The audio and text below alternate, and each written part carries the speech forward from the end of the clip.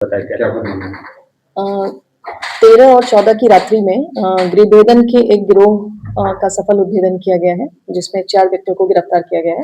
दिनांक 29 की रात्रि में एक गृहभेदन की घटना खारिज की गई थी, जिसमें जो वादी हैं, उनके द्वारा बताया गया कि उनके घर में रात्रि में चोर घुसकर काफ़ी सारी मात्रा में नगद राशि, उसके बाद जो आवश्यक कागज़ात थे, कुछ सोने-चांदी के आभूषण, मोबाइल फ़ोन और एप्पल का वॉच, इन सभी चीज़ों को चोरी किया गया था, जिस संदर्भ में अहियापुर थाना कांड संख्या 1111/26 दर्ज की गई थी।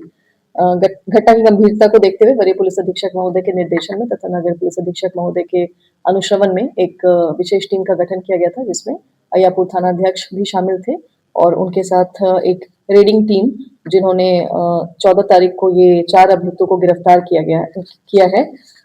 उनके नाम भी तेज प्रकाश sub inspector, Vishnu Pandey sub inspector और रजनीकांत सब इंस्पेक्टर।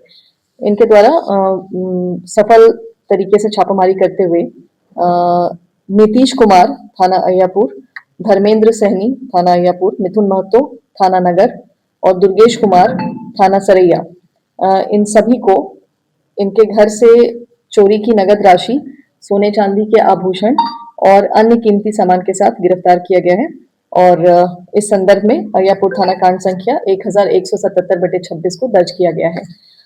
जो अभियुक्त पकड़ाए हैं, गिरफ्तार हुए हैं, उसमें 2 अभियुक्तों का आपराधिक इतिहास पाया गया है, जो कि मिथुन महतो और धर्मेंद्र सहनी हैं। ये पहले पूर्व में शराब के कांड में पीने तथा बेचने के कांडों में पूर्व में जेल जा चुके हैं और जो बरामदगी हुई है उसमें नगद राशि 11,37,80 रुपए, सोने की अंगूठी 3, सोने का चेन 2, सोने की नथनी 1, सोने का मांगटीका 1, सोने का मंगलसूत्र 2, सोने का नोजपिन 4, सोने का टॉप्स 1 जोड़ी, सोने का कान के ऊपरी भाग में पहनने वाला आभूषण 1 जोड़ी, चांदी का पायल 6 जोड़ी, चांदी का ब्रेसलेट 1, मोबाइल फोन 4 जिसमें 3 एंड्रॉइड तथा 1 कीपैड फोन है, साइकिल 1 हीरो कंपनी की जिससे वह घटना कारित करते थे, camera 1, gas cylinder 5, 2 bag jacket,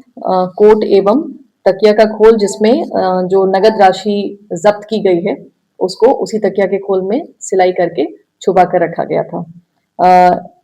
इन सभी सामान को जब्त करते हुए इसमें कुल जो नगद राशि है 11,37,80 रुपए की, उसके अलावा जो आभूषण बरामद हुए हैं उसमें 57 ग्राम गोल्ड सोने जैसा प्रदर्श जो है और 415 ग्राम चांदी जैसा प्रदर्श, जिनकी कुल कीमत 10 लाख के करीब है, उनको भी जब्त किया गया है और इस कांड इन सभी गिरफ्तारी से और इस उपलब्धि से अहियापुर के 4 कांडों को उद्भेदित किया गया है, जो कि केस नंबर 800/26, 872/26, 1044/26 तथा 1111/26। गृहभेदन के ये 4 कांड थे पूर्व में जो रजिस्टर्ड थे।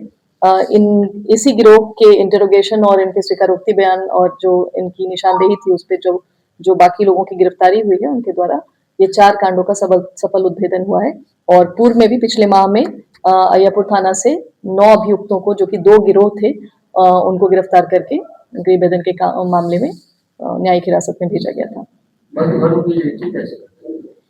जो आसपास के लोग थे उनके थ्रू भी ये इस चीज का पता लगाते थे। उसके बाद जो ताला जिस घर में बंद रहता था उसमें अखबार कभी बाहर पड़े रहते थे, कभी अन्य और तरीके से ये रेकी करते हुए, और सभी लोकल ही हैं यहाँ के, तो उस तरह से पता लगाते थे। उसके बाद उस घर में गृहभेदन किया जाता था। काफी सक्रिय रहा है ये गिरोह। ये गिरोह सक्रिय था।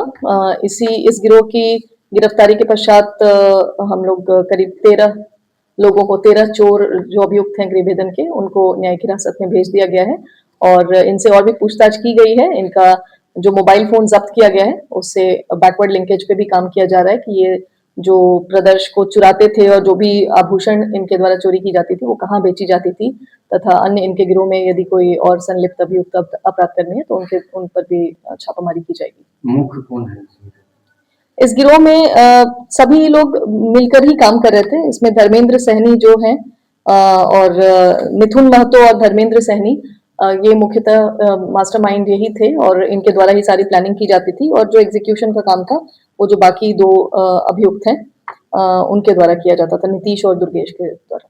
चोरी की राशि से शराब खरीद करते थे विभिन्न अपराध में इनका जेल गए हुए। जी शराब के कांड में पूर्व में ये जेल गए हुए हैं। जो अपराध की राशि रहती थी उससे ये विभिन्न तरह के अपराध और भी कारित करते थे। 5 जो सिलेंडर बरामद हुआ है वो मतलब किस लिए था? घर में जो नहीं, 5 सिलेंडर इन्होंने चोरी का ही जो है वो बरामद हुआ है। उसके बारे में हम लोग अभी जानकारी प्राप्त कर रहे हैं कि क्या इसमें कोई एफआईआर रजिस्टर्ड हुई थी या फिर ये किस जगह से इन लोगों ने लाया था। इस पर अभी पूछताछ उनसे जारी है।